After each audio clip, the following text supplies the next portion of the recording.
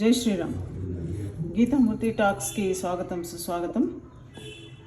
ఈరోజు అందరికీ ఇష్టమైన స్నాక్స్ ఏవైతే ఉన్నాయో మిర్చి బజ్జీ.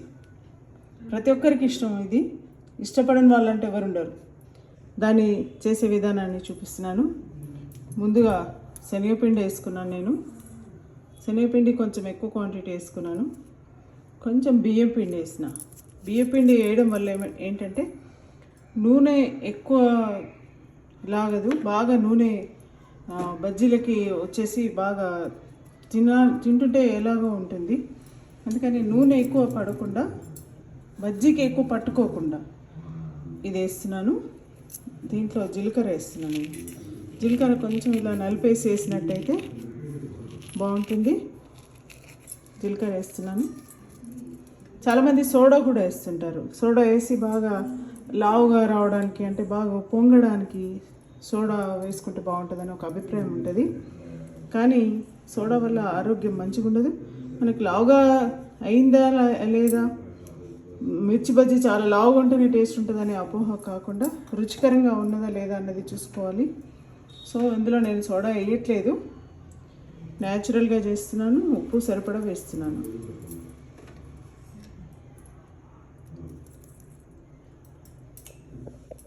మిగతా ప్రొసీజర్ చూపిస్తాను. చూడండి, ఇలా కలుపుకుంటే సరిపోతుంది. దీన్ని బాగా గట్టి కాకుండా, బాగా మెత్తగా పల్చగా కాకుండా యావరేజ్గా ఉండాలి. ఇవన్నీ కలిసిపోయి కొంచెంసేపు ఒక 10 నిమిషాలు దీన్ని నానబెట్టినట్టయితే మంచిగా కలిసిపోతాయి అన్నీ. నేను మిగిలిన ప్రొసీజర్ చూపిస్తాను. చూడండి, మసాలా అంతా రెడీ అయింది. ఇప్పుడు నేను దీంట్లో ఇలా నింపి పెట్టేస్తున్నాను. ఇది పెట్టడం వల్ల ఏమవుతుందంటే దాని మసాలా మొత్తం దాంట్లో పట్టిపోతుంది. సన్నగా ఇలా చేసుకొని పెట్టేస్తే మసాలా నింపేసుకోవచ్చు. మీకు ఒకవేళ మసాలా లేనట్టయితే, ఆ టైం మీకు చేయడం వీలుగాక, లేకపోతే కుదరక ఉన్నట్టయితే ఈ మిర్చికి మీరు జస్ట్ ఉప్పు రాసి పెట్టేసేయండి. ఉప్పు రాసి వదిలేసినట్టయితే దానికి ఉన్న కారం అంతా వెళ్ళిపోతుంది. అప్పుడు చేసుకోవచ్చు. మీరు ఎప్పుడైనా కూడా ఈ నింపిన దాన్ని ఇట్లా ముంచొద్దు, ఇట్లా డైరెక్ట్ ముంచదు. ఇట్లా పట్టుకోవాలి. ఇట్లా పట్టుకొని ఇట్లా వేయాలి.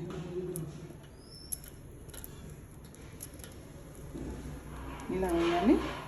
సో దీన్ని పూర్తిగా ముంచేసి దాని మధ్యలో ఇలా పెట్టేసుకొని పట్టేస్తే బాగుంటుంది. సో నేను దాని ప్రొసీజర్ చూపిస్తాను. సాధారణంగా మనం మిర్చి బజ్జీ చేసుకుంటే దాంట్లో మనకి మసాలా అవసరం ఉంటుంది. సో మసాలా కూడా ఏ రకంగా చేస్తే బాగుంటుందో నేను ఇప్పుడు చూపిస్తాను. చూడండి, నువ్వుల పొడి వేసేసిన, కొంచెం ధనియాల పొడి వేస్తున్నాను. మనం అంటే బజ్జీలు ఎన్ని ఉన్నాయో దాన్ని బట్టి బేస్ చేసుకొని చేసుకోవాలి. మసాలా చాలా ఎక్కువ పట్టదు, కానీ ఇది చేసుకున్నట్టయితే చాలా రుచిగా ఉంటుంది. సో మనము నువ్వుల పొడి వేసుకున్నాం, ధనియాల పొడి వేసుకున్నాం, కొద్దిగా పల్లీల పొడి వేస్తున్నాను. నేను కొంచెం ఉప్పు వేస్తున్నాను. ఎందుకంటే మనం ఆల్రెడీ బజ్జీల పిండిలో ఉప్పు వేసుకున్నాం కాబట్టి దీంట్లో తక్కువనే పడుతుంది. తర్వాత కొంచెం పసుపు, కొంచెం ఇంగువ,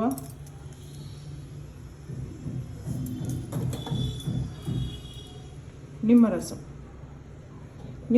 కానీ చింతపండు రసం కానీ ఏది మీకు అందుబాటులో ఉంటే అది వేసుకోవచ్చు. ఏం లేకుంటే ఆమ్చూరు కూడా వేసుకోవచ్చు దీనికి. సో ఇవన్నీ వేసుకొని కలిపి దాన్ని నింపాలి. నేను మీకు చూపిస్తాను.